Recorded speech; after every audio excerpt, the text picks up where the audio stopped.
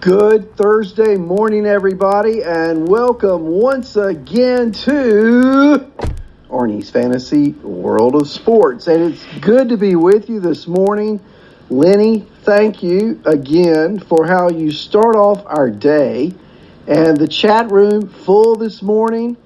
Guys, it's great to see you here. And let me tell you, I appreciate each and every one of you being in the chat room on a regular basis, tuning into our podcast, giving us some feedback. Maybe you agree with us, maybe you disagree with us, but irregardless, we're talking baseball. And amidst everything that I'm reading and hearing about the coronavirus virus, or however you pronounce it, I'm going to call it the C virus. How about that? Did you see what happened last night?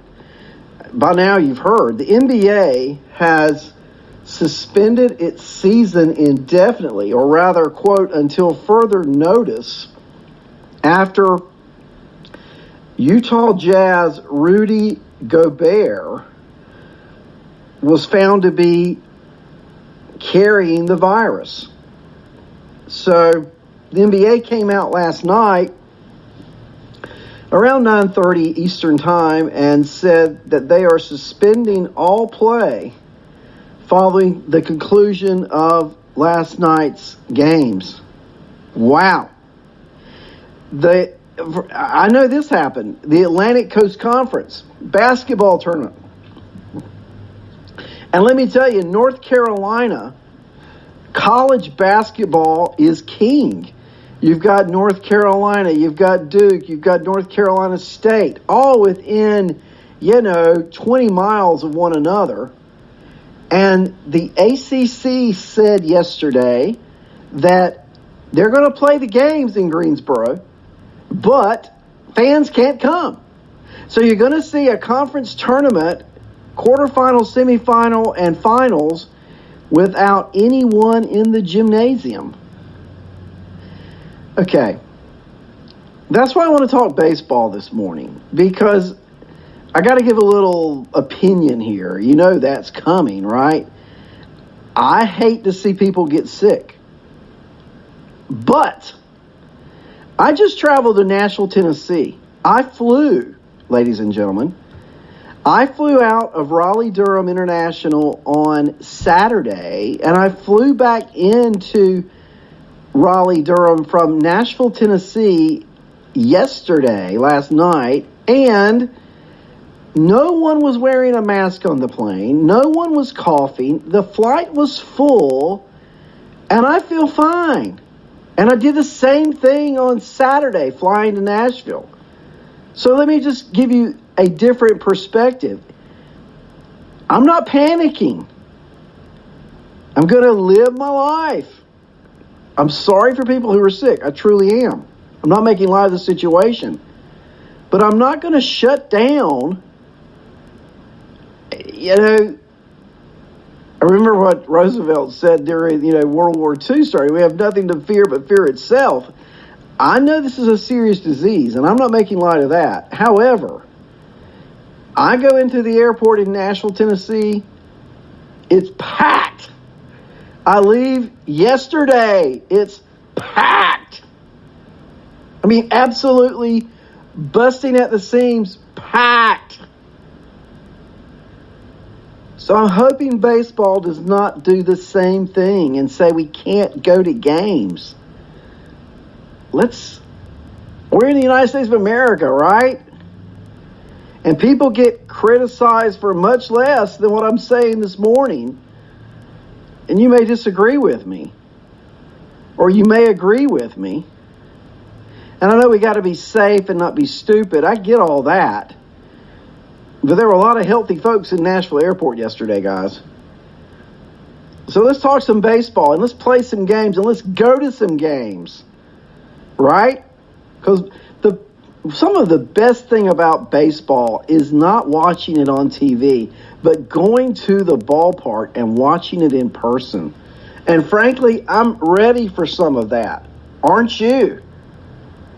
I tell you what it's done, this virus, it's taken away talking about the Astros in their trash cans, hasn't it?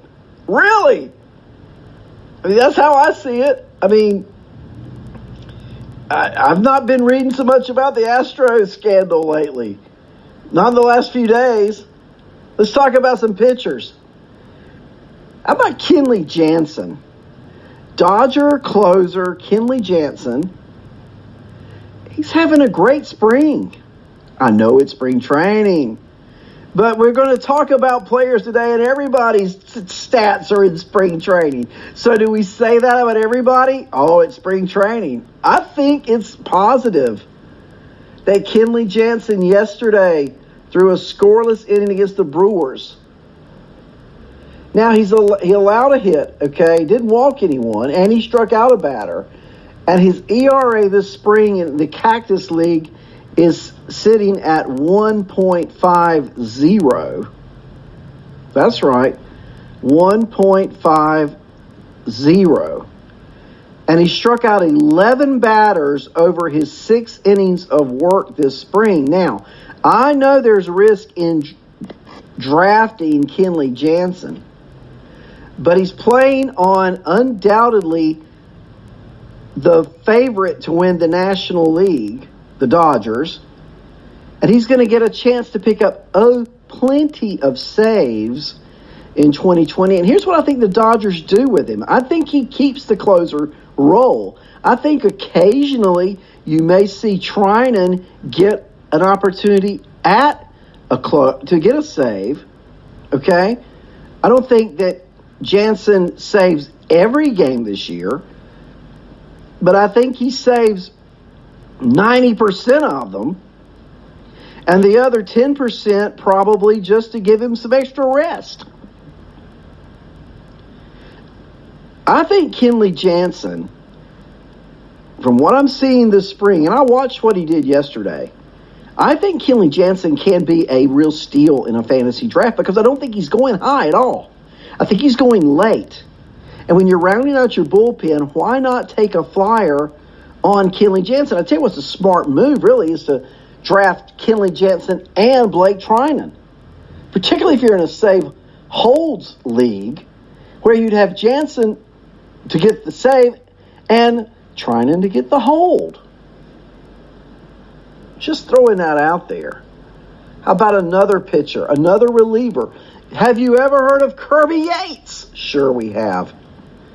And yesterday, Kirby Yates threw a scoreless inning with a strikeout against the Mariners, just giving up one hit. He's 33 years old. He hasn't allowed a run in his 3 Cactus League appearances this spring.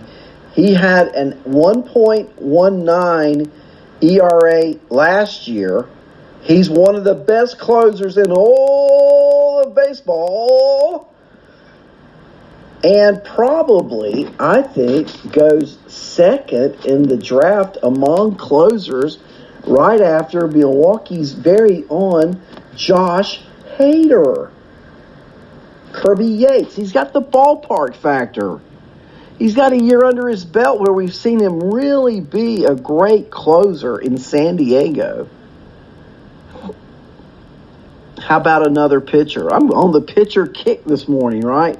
Freddie Peralta signed to that extension. Remember, 5 years, $15 million. What did he do yesterday? Well, he struck out 8 hitters, going 4 1/3. He did give up 3 runs against the Dodgers Wednesday, but 2 of those earned runs came after he had left the game in the 5th inning. And outside the 5th inning, and a solo home run that he gave up to Corey Seager. And while we're talking about Seager, that was his first homer of the spring. He went 2 for 2 yesterday. The homer off Peralta was in the 2nd inning, and now on the spring, Corey Seager's hitting .385. The 25-year-old's coming off a, I think, disappointing 2019. But he's having a great spring. I think he's going to have a great year. But getting back to Kirby Yates, The 33-year-old Kirby Yates has yet to allow a run in all 3 Cactus League appearances this spring, posting a 1.19 ERA last year. He was among the best in the game. I think he comes right after Josh Hader on draft boards. He's got the ballpark factor. He's got a year behind him as closer. I'm digging me some Kirby Yates. Yeah. I'm digging me some Peralta, as I was just talking about. Striking out 8 against the Dodgers. Now, other than that solo home run, Peralta, he was outstanding. He had the swing and miss stuff. And he's trying to win a final spot, the 5th spot in that Brewer rotation. So, a good outing yesterday from Freddie Peralta, 4 1/3, striking out 8 hitters.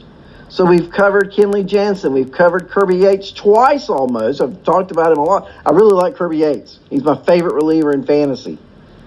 Peralta. Now let's talk about another Padre, not Yates, but Danielson Lamet, who I think is going to have a fantastic season for the Friars. He's 27 years old, and yesterday he pitched against the Mariners. He had 4 scoreless innings with 3 strikeouts and did not issue a single walk. He hasn't allowed a run in 10 innings so far this spring, and he has looked every bit the part of the ace pitcher that we saw the second half of last year. Now, I know he can blow up at times, but he's got a live arm.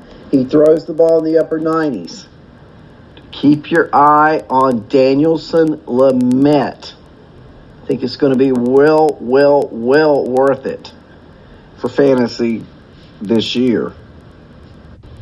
Now, on the other side of Danielson Lamet, we've got Marco Gonzalez pitching yesterday for the Mariners against the Padres, and he went 3 1/3.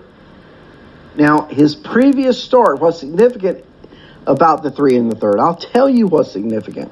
Because his previous start had been scratched for non-injury related reasons, and so he was coming back off a lot of extra rest. He walked 2 and struck out 5 in his 3 1/3. He's 28 years old, and the left-hander hasn't been good at all this spring. So far this spring, he has an ERA of almost 8.00, almost 8. But he is already locked in as the Mariners' opening day starting pitcher.